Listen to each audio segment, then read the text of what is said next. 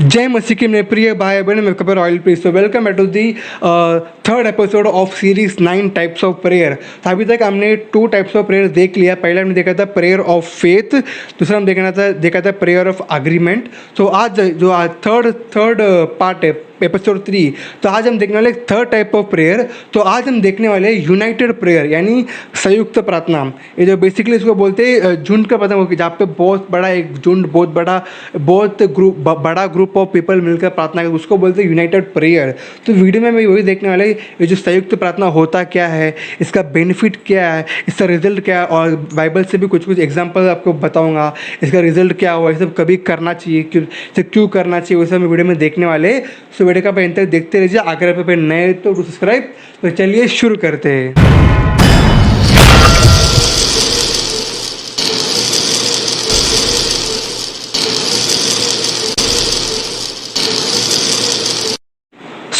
तभी हम देखने वाले यूनाइटेड प्रेयर यानी संयुक्त प्रार्थना होता है क्या, ठीक है। तो कल मैंने देखा था प्रेयर ऑफ अग्रीमेंट। ये थोड़ा प्रेयर ऑफ अग्रीमेंट थोड़ा सिमिलर ही है, लेकिन वहाँ पे कैसा है, एक टॉपिक के लिए बस 2-3 जन मिलकर प्रार्थना करते हैं। यहाँ पे कैसा है कि एक बहुत बड़ा झुंड, 100 लोग, 1000 लोग, लाखों लोग मिलकर प्रार्थना करते हैं। जैसे फॉर एग्जाम्पल एक चर्च में 50 जन, 100 जन, 1000 जन रहते, वो सब मिलकर प्रार्थना करते हैं। और वो जो प्रेयर ऑफ अग्रीमेंट में कैसा बोला था, वो एक टॉपिक के लिए प्रार्थना करते हैं। यहाँ पे कैसा यूनाइटेड प्रेयर कैसा है कि वहाँ पे हम बहुत सारे कुछ कर सकते हैं मिलकर। फॉर एग्जांपल 1000 लोग, 100 लोग मिलकर एक थैंक्स गिविंग कर रहे हैं, 100 लोग मिलकर एक वर्शिप कर रहे हैं, एक 100,000 लोग मिलकर थैंक्स गिविंग कर रहे हैं, या फिर किसी चीज़ के लिए ऐसे बोलते ना, एक अन्य भाषा में प्रार्थना कर, अन्य भाषा में लोग आराधना कर रहे हैं, 100 लोग मिलकर, 100,000 लोग मिलकर एक ऐसे बोलते हैं एक चर्च के लिए प्रेयर कर रहे हैं। तो ये सब जो है आता है इस संयुक्त यूनाइटेड प्रेयर के। अभी इसमें कैसे प्रेयर ऑफ एग्रीमेंट में एक टॉपिक के लिए प्रेयर करते हैं, 2-3 जन मिलकर। यहाँ पे कैसे बहुत सारे लोग मिलकर एक रैंडम प्रेयर करते हैं, वर्शिप करना, थैंक्स गिविंग करना, अन्य भाषा में बात करना, सब लोग मिलकर खुशियाँ मनाना आराधना में। ये सब जो आता है, ये सब इसमें आता है यूनाइटेड प्रेयर में, ठीक है। तो लेट मी गिव सब एग्जाम्पल, ठीक है। फॉर एग्जाम्पल ना, ये जो प्रेयर है स्पेशली चर्च में रेगुलरली किया जाता है। 100 लोग, 1000 लोग मिलकर वर्शिप करना, फिर चर्च के लिए प्रार्थना करना। अभी कैसे है ना, ये जो प्रार्थना है बहुत ही इम्पॉर्टेंट है, specially in the last days for revival. एक रिवाइवल आने के लिए ना, कोई एक बंदा 2 बंदा मिलकर प्रार्थना किया बस नहीं होता है, लेकिन एक शहर में, एक देश में, पूरी दुनिया में रिवाइवल आने के लिए 100, 1000 लोग, लाखों लोग मिलकर प्रार्थना करने, तभी एक बड़ा सा रिवाइवल आ सकता है। हाँ, मतलब अकेला प्रार्थना में भी ताकत है, 2 दिन में ताकत है, बट लेकिन जब 100, 200, हज़ारों जो उद्धार पाए हुए मसीही व्यक्ति जब मिलकर आते हैं ना, उसमें जो पावर आता है ना, बहुत ही अलग का पावर उसमें, उसी से आता है। एक रिवाइवल आता है एक देश में बहुत बड़ा एक गॉस्पेल का एक वेव आता है, हीलिंग का वेव आता है। ऐसे बहुत सारे इसे हमने विटनेस किया है।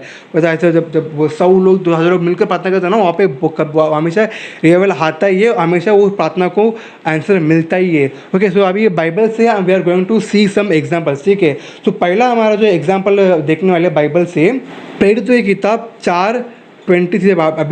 अभी जब मैं बहुत सारे वचन को उठाऊंगा, अभी ये सारे वीडियो पढ़ने वाला हूँ, मैं सब आपको भी यहाँ पे दिखा दूँगा, आप पढ़ लीजिए। मैं बताऊँगा प्रेरित की किताब 4:20। यहाँ पे कॉन्टेक्स्ट क्या है कि पाउल को कुछ गवर्नमेंट ऑफिशियल्स ने क्या किया, उसको पकड़ कर लेके चले गए, तो उसको लास्ट में उसको छोड़ना ही पड़ा। जैसे वो लोग आए ना, पीटर, जॉन पीटर दोनों उनके पास चर्च के पास आए, चर्च ने मिलकर प्रार्थना किया। उन्होंने ऐसा प्रार्थना किया कि वहाँ पे जो जगह हिल गया। मतलब और स्पेशली वो जो बोल रहा, वो लोग ने वचन को कोट करके प्रार्थना, उन्होंने ऐसे नहीं परमेश्वर में बचा लो ने ऐसे कैसे कुछ भी नहीं प्रार्थना किया, लेकिन उन्होंने वचन को कोट करके प्रार्थना। उन्होंने जो अगर आप पढ़ोगे ना, जो मैंने प्रेरित की किताब 20 से 24 जो भी लाइन में जो प्रार्थना कर रहे हैं ना, वो प्रार्थना है, वो एक्चुअली प्रार्थना वचन है। वो भजन संगीता का 2 का 1, 2, 3 का वचन है, वो तीनों वचन को कोट करके वो लोग प्रार्थना कर रहे हैं। जो the Lord who created the heaven and earth, आपने ऐसा बोला, आपने वचन में ऐसा बोला है तो ऐसा कर लिए। आपके जो दास को आशीष के लिए आप अभी तो नॉर्मली अगर डर गया, वो क्या प्रार्थना करेगा? हमारे पास्टर को सेफ रखो, हमारे जो प्रीचर को सेफ, उनको कुछ होना नहीं चाहिए। लेकिन यहाँ पे उन्होंने क्या प्रेयर किया? उन्होंने उल्टा प्रेयर किया, इनको प्रीच करने और भी उनको बल दे दो, और भी प्रीच कर सके, और भी जगह पे जाने दो, और भी जगह पर जाकर ये लोग जाके प्रीच करने दो, और भी इनको पावर दो। ऐसा नहीं कि ना हमारे पास्टर को सेफ रखो, हमारे प्रीचर को सेफ रख दो, उनको बचा कर रखो, नहीं, ऐसा पता नहीं किया। लेकिन उन्होंने वचन को कोट करके प्रार्थना किया कि हमारे प्रीचर को और भी बल दो, हमारे प्रीचर को और भी सामर्थ दो, और भी अभिषेक दो, और भी जगह जगह प्रीच करने दो। उन्होंने डर, लेकिन वो बोले हम और भी जाएंगे, पकड़ कर हम और भी जाएंगे। पता है इसका रिजल्ट क्या? पता है वहाँ पे जो पूरा प्लेस ही पूरा हिल गया। प्लस पीटर को यीशु मसीह ने इतना मतलब बोलते ना, इतने ज़्यादा वो बोलते लाइक पीटर को यीशु मसीह ने फिर गॉड ने बहुत ही अद्भुत तरीके से यूज़ किया। वी कैन आपको रीड इन द अपोस्टल्स के बाद पढ़ सकते हैं। पीटर को यीशु मसीह गॉड ने बहुत ही अद्भुत तरीके से यूज़ किया। वो सब रिजल्ट है यूनाइटेड प्रेयर का ना, ठीक है। यही और एग्जाम्पल है बताता हूँ।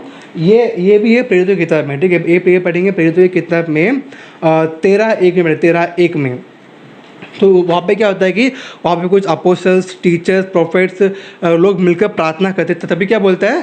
तभी परमेश्वर किसको, कोई 2 जन को बोलते हैं कि ये 2 जन को मेरे मिनिस्ट्री के लिए, मेरे जो सेविका के लिए, मेरी सेविका के लिए ये दोनों को अलग करो, इनको यहाँ पे भेज दो।